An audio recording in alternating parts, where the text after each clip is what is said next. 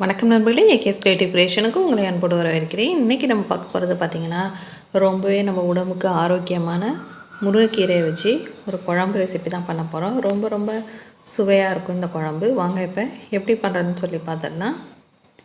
இன்றைக்கி குழம்பு பார்த்திங்கன்னா, நான் வந்து மண் சட்டியில் தான் வைக்க போகிறேன். மண் சட்டியில் 1 கப் அளவுக்கு தண்ணி சேர்த்துறேன். இதோட ஒரு தக்காளி நறுக்கி சேர்த்துட்டு, துவரம்பருப்பு பார்த்திங்கன்னா 100 கிராம் அளவுக்கு நல்லா கழுவி குக்கரில் வேக வச்சு எடுத்து வச்சுருக்கிறேன். அந்த பருப்போடையே சேர்த்து நான் வெங்காயமும் அரிஞ்சு போட்டுட்டேன். ஒரு பெரிய வெங்காயம் நான் வந்து அரிஞ்சு அதில் சேர்த்துருக்குறேன். நீங்கள் சின்ன வெங்காயம் போட்டு செய்கிறதுனாலும் செய்யலாம். குழம்பு ரொம்ப சுவையாக இருக்கும். இப்போ இதன் கூட பார்த்திங்கன்னா ஒரு 1/4 டீஸ்பூன் அளவுக்கு மஞ்சள் தூள், அதோட ஒரு 1.5 டீஸ்பூன் அளவுக்கு மிளகாத்தூள் சேர்த்துருங்க. சேர்த்துட்டு நல்லா கலந்து விட்டுடுங்க. பார்த்திங்கன்னா உங்களுக்கு ரொம்பவே திக்காக இருக்கிறது போல் தெரிஞ்சதுன்னா கொஞ்சமாக வந்து தண்ணி சேர்த்துங்க. பருப்பு சேர்த்ததுனால கொஞ்சம் திக்காக தான் இருக்கும். இப்போ கொஞ்சம் தண்ணி சேர்த்து அதை டைல்யூட் பண்ணிவிட்டு, இப்போ கீரையை பார்த்திங்கன்னா நல்லா அலசிட்டு நான் மறுபடியும் தண்ணியில் போட்டு வச்சுருக்கேன். கீரை சேர்க்கும் போது இது போல் முருங்கைப்பூ இருந்தாலும் அதையும் சேர்த்துங்க. குழம்பு நல்லா வாசனையாக இருக்கும். இப்போ ஒரு அரை மூடி தேங்காயில் ஒரு 1/4 டீஸ்பூன் சீரகம், 1/4 டீஸ்பூன் மிளகு சேர்த்து அதையும் நல்லா அரைச்சி பேஸ்ட்டாக எடுத்து வச்சிடலாம்.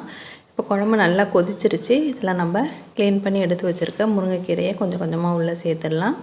கீரை பார்த்திங்கன்னா நிறையா இருக்கிற மாதிரி இருக்கும். பட் வந்து வெந்த பிறகு கொஞ்சம் அமைங்கிடும். பட் நான் கொஞ்சம் கூடுதலாக தான் குழம்புக்கு கீரை சேர்ப்பேன். சிலர் வந்து கொஞ்சம் கம்மியாக சேர்ப்பாங்க. உங்களுக்கு விருப்பம் எப்படியோ அதைப்படி நீங்கள் சேர்த்துக்கலாம். இப்போ கீரையை சேர்த்துட்டு இதை போல் கொஞ்சமாக ஒரு அழுத்தம் கொடுத்தாக்கா கீரையெல்லாம் உள்ள நல்லா அமைங்கிடும். கொஞ்சம் வெந்த பிறகும் நமக்கு வந்து கீரை வந்து கம்மியாக தான் தெரியும். இப்போ இடையில வந்து அப்பப்போ இப்படி கலந்து விட்டுடுங்க. ஏன்னா பருப்பு சேர்த்துருக்கிறதுனால அடியில் பிடிக்கும். இது கொஞ்சம் திக்காக இருக்கிறதுனால இன்னும் கொஞ்சம் தண்ணி சேர்த்துட்டு இந்த கீரையெல்லாம் நல்லா வந்து வேக விட்டுடலாம். கொஞ்சம் நேரம் இது போல் கொஞ்சம் விட்டுட்டோம் அப்படின்னு சொன்னாக்கா கீரை நல்லாவே வந்து வெந்து வந்துடும்.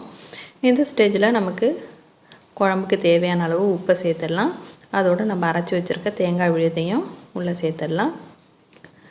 அதுக்கு முன்னாடி நம்ம சேனல் நீங்கள் இது வரைக்கும் சப்ஸ்கிரைப் பண்ணால் கீழே இருக்கக்கூடிய ரெகுலர் சப்ஸ்கிரைப் டைமுக்கு சப்ஸ்கிரைப் பண்ணுங்கள். கூடவே பக்கத்தில் ஒரு பெல் சிம்பிள் வரும், அதுலேயும் ப்ரெஸ் பண்ணுங்கள். அதை ஆளுங்கிற ஆப்ஷன் செலக்ட் பண்ணுங்கள். அப்போ தான் நம்ம சேனல் எந்த வீடியோ போட்டாலும் உங்கள் மொபைலுக்கு நோட்டிஃபிகேஷன் உடனே வரும். குழம்புக்கு ஒரு தாளிப்பு கொடுத்துடலாம். ஒரு டீஸ்பூன் அளவு எண்ணெய் சேர்த்துட்டு கடுகு உளுந்த பருப்பு சேர்த்துட்டு அதோட பெருங்காயத்தூள் சேர்த்து குழம்புல சேர்த்துடலாம். அவ்வளோதாங்க, நமக்கு ரொம்ப ஆரோக்கியமான இரும்பு சத்து நிறைந்த முருங்கைக்கீரை குழம்பு ரொம்ப சுவையாக ரெடி ஆகிடுச்சு. ஆல்ரெடி நம்ம சேனல் நிறைய கீரை ரெசிபி அப்லோட் பண்ணியிருக்கேன். தேவைப்படுதுன்னா ப்ளேலிஸ்ட்டில் கீரை ரெசிபியில் செக் பண்ணி பாருங்கள்.